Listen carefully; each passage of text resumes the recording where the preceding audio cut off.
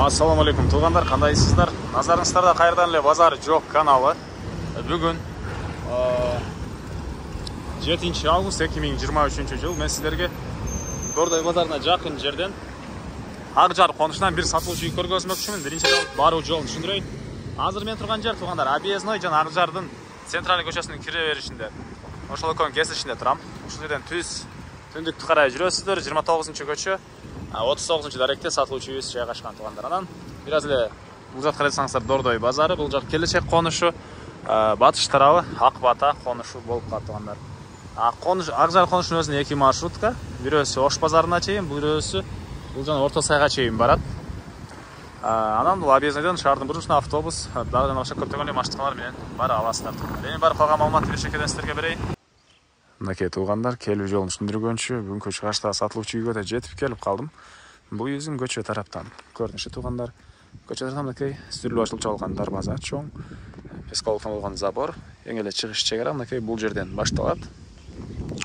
Эң эле батыш чегарасы бул кошунан дарбазасына чейин, жалпысынан жердин аянты 8 соток, 2 участок экен туугандар. Так, дагы эмне маалыматты. Жолдор мынакей шагы төшөлгөн, орто кеңдикте. Электр энергиясы бар, суусу бар, отопление, паровое отопление, көмүр менен жылыткан котел үйүбүздө жылытат экен. Анан бул райондун мынакей көрүнүшү тынч, кошуна деле жакшы дейт, жана ошондой эле сиздер Дордойго деле бат эле барып каласыздар. Ак Жар конушу, көчүңүздөрдү билесиздер, Дордой базарына жакын туугандар. Эң эле батыш чегара мынакей бул жерден эми короосуна кирип калган маалыматты берейин. Анан балдарыңыздар мектепке, келечектин мектебине, Дордойдун мектебине жана Ак Батанын мектебине бара алат экен. Дагы эмне маалыматты? Садиктер бар туугандар, частный садиктер. Маршрут бар бул жерден түз Ош базарына, анан Орто Сай базар тарабына бул Ак Жардын өзүнөн жүрөт. Объездныйга чыксаңыздар, ал жерден шаардын көптөгөн эле бурчтарына көптөгөн эле маршруткалар менен бара аласыздар. Жана айткандай Дордой базарында иштегендер үчүн жакшы вариант. Дордойго сиздер бат эле барып келесиздер. Эле жөө барып келсеңиздер деле болот туугандар. Андан ары мынакей бул короосу, алды тарабы жашка. Бул жерде так. Үйүбүз мынакей узун турасы 11ге 10, стенасы сокмо. Тышкы тараптан текстура чачылган, алды тарабы стяжка жана төрүндө 12ге 9 болгон мал сарайы деле бар экен туугандар. Так, дагы эмне маалымат? Жана кандай жердин аянты 8 соток.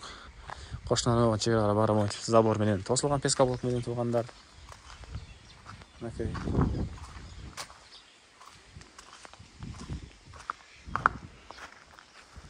Так, дагы эмне маалымат эми? Азыр үйдүн ички тарабына кирип сиздерге калган маалыматты берейин. Мына суусу бул үйдүн сырткы тарабынан деле чыгарылган.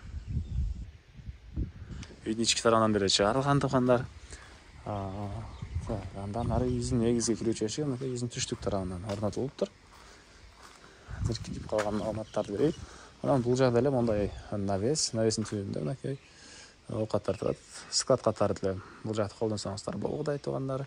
Мынакей бул үйүбүздүн негизги кирүүчү эшиги. Мынакей бул үйүбүздүн кире бериши кухня туугандар. Раковина суу чыгарылган мынакей бул жакта. Отоплениянын котелу мынакей бул жерде. Көрүп турсаңыздар ремонт. Чыгыш жагынан чоң терезе. Бул жакта Wi-Fi роутерлер орнотулуп, интернет бар экен үйдө туугандар. Анан ушул жерден сол тарапка карай жүрсөңүздөр калган бөлмөлөргө, оң тарапка карай жүрсөңүздөр бул жерде мынакей душ жана ажаткана өзүнчө бөлмөдө жайгашыптыр мынакей. Ванна, душ. Ажаткана үйдүн ички тарабында өзүнчө бөлмөдө. Раковина суу чыгарылган. Бул жакта мынакей калган бөлмөлөр.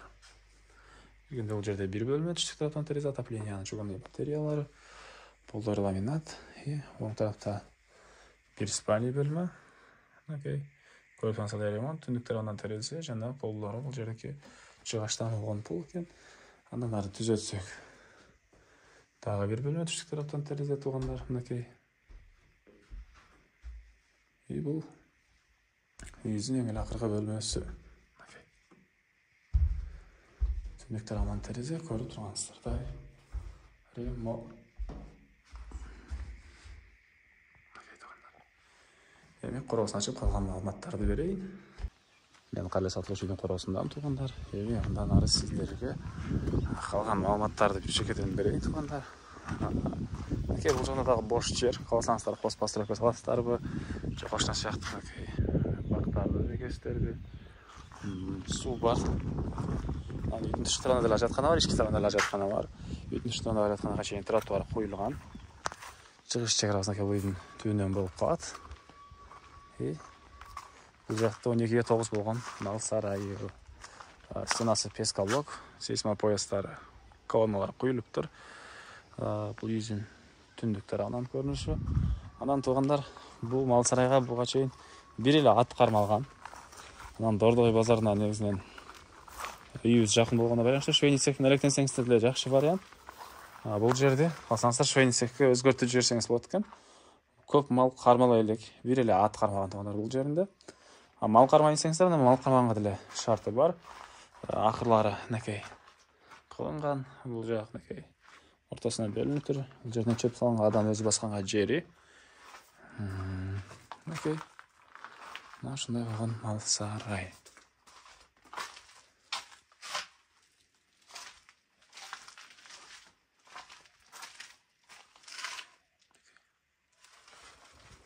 Так. Дағы не маалыматы.